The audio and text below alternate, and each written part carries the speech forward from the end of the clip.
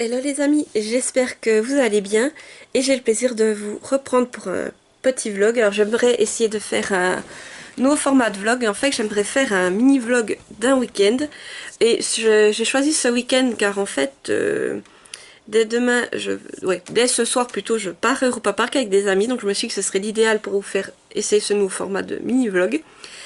Du coup aujourd'hui on est le jeudi 22 juin, il est 3 heures.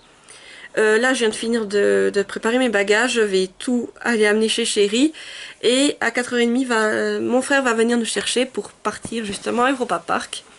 Et voilà. Je voulais aussi faire vite le point avec vous de mes lectures. Parce que je pense qu'une fois à Europa Park, je ne vais pas pouvoir vous reprendre. Donc c'est-à-dire que dès ce soir, on sera à l'hôtel. Et demain, on sera vraiment dans le parc. Donc je pense que jusqu'à samedi, je ne vais pas trop pouvoir vous reprendre. Donc voilà, mais je vous ferai plein de rushs pour que vous puissiez voir ce qui se passe. Donc niveau lecture, alors pour commencer, je suis en train de lire Le Frisson Suisse, le tombeau de la reine Berthe de Catherine Roland aux éditions Ouzou Suisse. Donc je remercie encore les éditions Ouzou pour l'envoi de ce service presse. Ici en fait on suit l'histoire de Selim, qui est un jeune garçon qui souffre d'un handicap. Et il se retrouve à devoir changer de classe. Il intègre la classe de l'école une classe à l'école de Payerne. Et le premier jour, en fait, c'est qu'il va arriver dans cette classe, ils vont aller visiter l'abbatiale de la ville.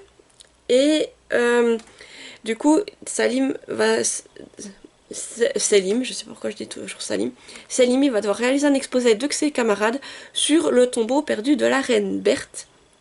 Et du coup, en s'éloignant de sa classe, avec ses deux collègues, ils vont entendre des pleurs d'enfants.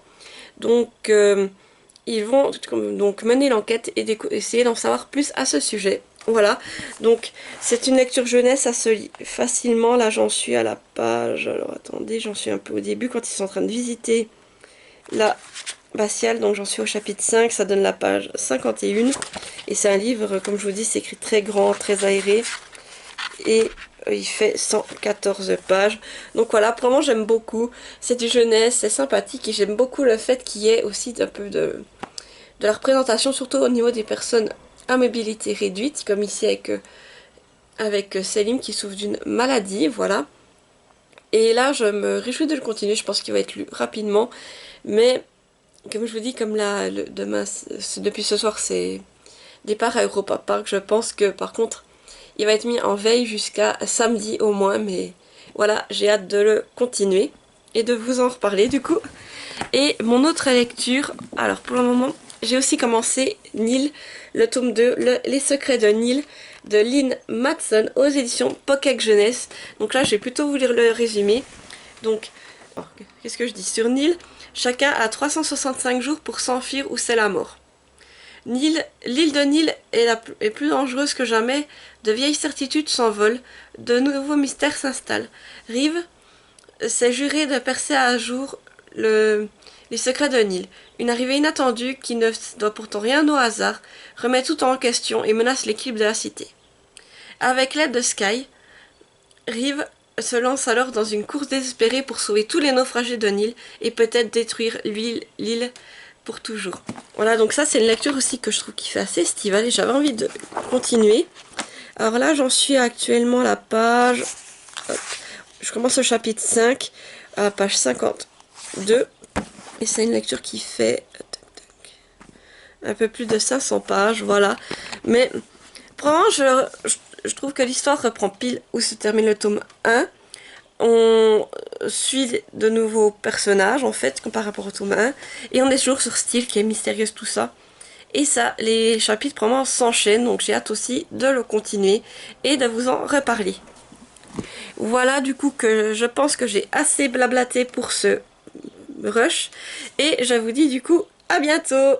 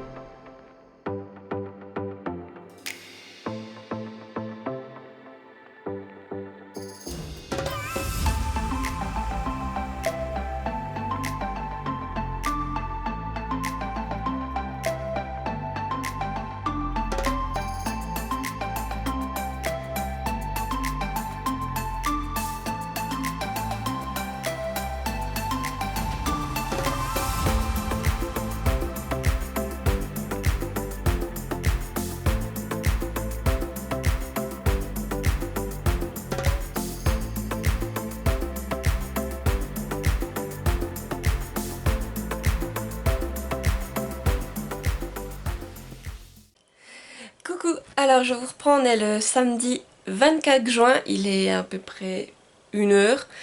Et du coup, le week-end à Europa Park s'est bien passé. Nous sommes arrivés le jeudi soir et nous avons directement pu nous installer dans l'hôtel espagnol. Ensuite, nous sommes allés boire un verre entre amis. Et pour finir, nous sommes allés manger au buffet italien. Et après tout cela, alors déjà le buffet italien c'était super bon. Les pâtes, je crois que j'ai jamais mangé des pâtes bolognaises aussi bonnes. Les lasagnes c'était à tomber. Vraiment super bon le buffet. Et des prix corrects j'ai trouvé. Pour dire qu'on est dans un gros parc d'attractions. Et ensuite on a été faire en fait le tour des hôtels. Et j'en ai profité pour faire quelques rushs, quelques photos. Également sur place avec certains livres que vous pourrez revoir dans les posts Instagram qui arrivent. Et sinon, donc après nous sommes allés nous coucher pour être en forme pour le lendemain. Et le vendredi, c'est là que les choses sérieuses ont commencé. Donc on s'est levé assez tôt, on a été prendre le petit déjeuner. C'était un buffet à volonté vraiment bien fourni et aussi très sympa. J'ai essayé de faire d'abord une assiette plutôt sucrée avec croissant, beurre et pancakes au sucre cannelle. Et après une assiette plus salée. Vous savez que j'ai goûté les œufs brouillés et le bacon frit. Donc voilà, c'était très bon. Et ensuite, après tout cela, on a été vite porter les bagages à la voiture pour que, comme ça, on était tranquille au niveau pour rendre la chambre. Et nous sommes allés dans le parc. Donc là, les choses sérieuses ont commencé. Donc c'était une très belle journée. Le temps était un peu couvert, mais il n'y a pas plu. C'est ça qui était cool et il faisait chaud. Alors on a fait tous les manèges, en tout cas tous les gros manèges, on a pu les faire. Les temps d'attente, je crois que c'était raisonnable. En même temps, on avait l'application sur notre téléphone, donc on regardait régulièrement à combien étaient les temps d'attente et on essayait d'aller dans l'attraction qui avait pas trop d'attente. Je crois que le plus qu'on a attendu, c'est une demi-heure pour faire le Silver Star, donc le plus gros manège du parc. Et là, encore, je trouve que c'était correct. Et voilà, donc on a pu vraiment tout faire. Et au début, il y avait tellement pas de monde en fait dans le coin, c'est qu'on était. On a fait, c'est un manège avec des bateaux en fait, où c'est que d'abord vous allez un coup en arrière, après il vous remet en avant, vous faites une descente en avant avec le bateau et puis vous faites tremper, voilà. Donc comme il y avait personne, on a fait l'attraction 3 fois de suite, voilà, on s'est bien amusé. Et oui, c'était vraiment une belle journée. Le soir, eh bien, on est parti droit à la fermeture du parc. Avec Chéri, on s'est acheté des souvenirs. Moi, j'ai pris... on s'est trouvé des lunettes de soleil, tout simplement. Et on sait que c'était l'occasion, ça fait un petit souvenir. Et le soir, ben, en rentrant, on s'est arrêté au Burger King pour manger tous ensemble. Voilà, vraiment, journée sympa. Et sinon, ben, ce matin, ça a été repos. Et avec Chéri, en fait, on a été vite à la bibliothèque municipale du coup de notre ville. Car il y a une grosse vente de livres. Et tous les livres qui, en fait, sont liquidés à 1 franc. Donc ça vaut vraiment le coup. Et alors on a été là avec Chéri, on a regardé tous ces livres. J'ai trouvé un livre à 1 franc pour le coup, un gros format. Je vous montrerai dans le prochain book haul. Et après on a été faire un tour voir ce qu'il y avait dans les 2 bibliothèques. Et franchement c'était sympathique. Là on a mangé, puis maintenant on est venu chez moi parce que cet après-midi comme il fait assez chaud, on va profiter de la piscine. Et ce soir nous allons manger au restaurant en famille pour fêter l'anniversaire de mes parents. Voilà pour la petite anecdote. Sinon au niveau lecture, j'ai pas trop avancé, vous vous en doutez, Europa Park, j'avais mes livres, mais je les ai même pas sortis pour tout vous dire. Et sinon j'ai commencé, alors, hop hop hop, juste que je vous montre, ici, j'ai commencé Off Campus, le tome 2, The Mistake, d'Elle Kennedy. Donc là j'en suis qu'à 14%, donc je vais vous lire le résumé, c'est plus simple parce que j'ai pas envie de faire un résumé improvisé, j'ai peur de me tromper. Voilà, alors je prends le résumé sous les yeux. C'est un joueur et pas uniquement sur le terrain. John Logan est une star de l'équipe de hockey, ce qui lui permet d'avoir toutes les filles qu'il veut. Mais derrière ses sourires de tueur et son charme ravageur se cache un être blessé et inquiet de son avenir qui ne s'annonce pas tout rose. Quand il rencontre Grace, étudiante, Grace ou Grace, moi je dirais, je sais pas, étudiante en première année, il se dit qu'elle sera la fille idéale pour lui changer les idées, mais Grace finit par le repousser à cause de son comportement et John va devoir se mettre en 4 s'il veut la récupérer. Grace n'est plus la jeune fille timide et innocente du début de l'année, et elle compte bien lui faire payer son erreur. John va devoir élever son niveau de jeu. Voilà, donc là je suis vraiment tout au début, on découvre les deux personnages. Alors que John, on le connaissait déjà car il apparaît dans le tome 1, mais cette fois c'est lui le personnage principal. Et on découvre aussi gentiment Grace ça, comment elle est, tout ça, donc c'est un peu trop tôt pour vous dire, mais je retrouve cette ambiance que j'avais bien aimée en fait dans le premier tome et ça me plaît.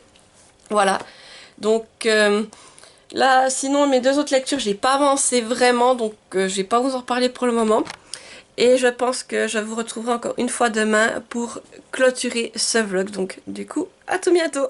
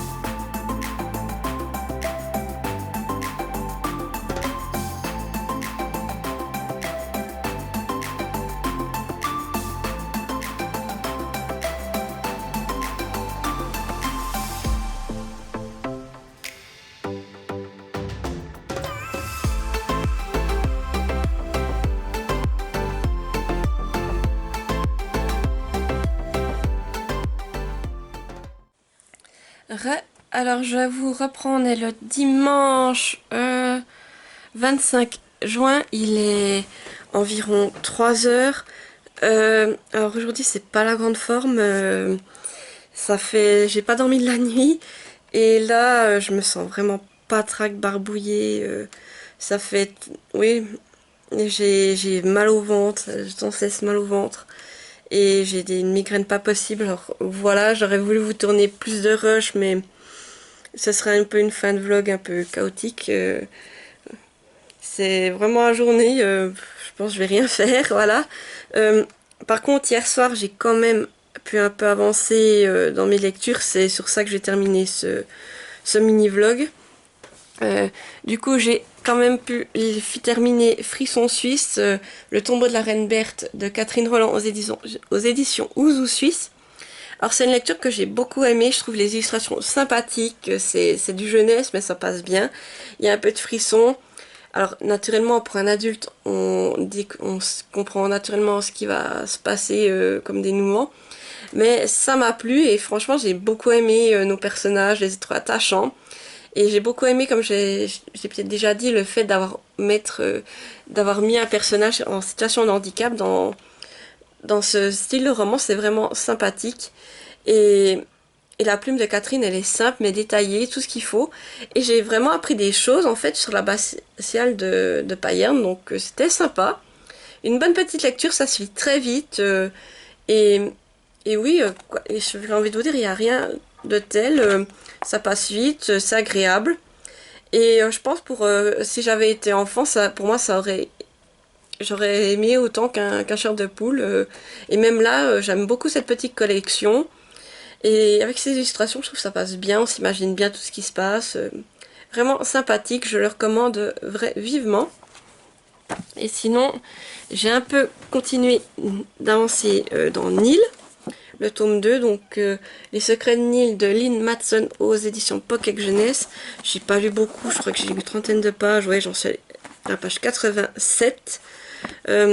Voilà, donc on suit en fait Sky et Reeves.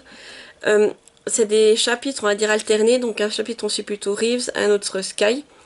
Et on découvre aussi, là Reeves il est en train il a découvert quelque chose, on va dire, et j'ai envie de voir ce que ça va donner. Et Sky aussi, elle est en train de lire un journal avec des révélations.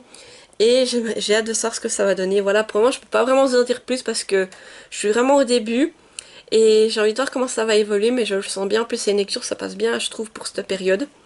Et surtout, on est toujours sur cette fameuse île où il se passe, qui a l'air paradisiaque, mais qui se passe des choses horribles dessus.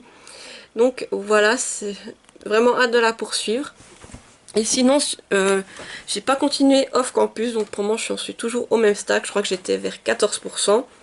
Donc voilà, je peux pas vous en dire plus pour l'instant. Du coup, j'avais clôturé ce vlog, ce mini vlog. C'est un format que j'essaierai peut-être de vous refaire à l'occasion. N'hésitez pas à me dire si ça vous plaît. Alors je m'excuse pour la manière dont ça se termine, voilà, on choisit pas quand on n'est pas bien. Et je sais pas ce que ça va donner, je verrai lorsque je le montrerai. Mais j'espère qu'il y aura quand même assez de matière pour faire au moins un petit vlog de, je sais pas, un quart d'heure. Et, et voilà, donc si ça vous a plu, n'hésitez pas à mettre un petit pouce en l'air pour me soutenir et activer la petite cloche pour ne pas rater mes prochaines vidéos. Et à me mettre un petit commentaire aussi, ça fait toujours plaisir. Et si vous êtes trop timide pour mettre un commentaire, eh bien mettez-moi un emoji, tout simplement, là, comme ça, un vlog qui parlait pas mal d'Europa Park. Mettez-moi un emoji en lien avec les manèges, la fête foraine, ce que vous voulez, pour me dire que vous êtes resté jusqu'au bout. Et sinon, aussi pour me soutenir, n'hésitez pas à vous abonner à ma chaîne. Voilà, sur ça, je vous dis à tout bientôt pour une nouvelle vidéo et portez-vous bien. Bye bye!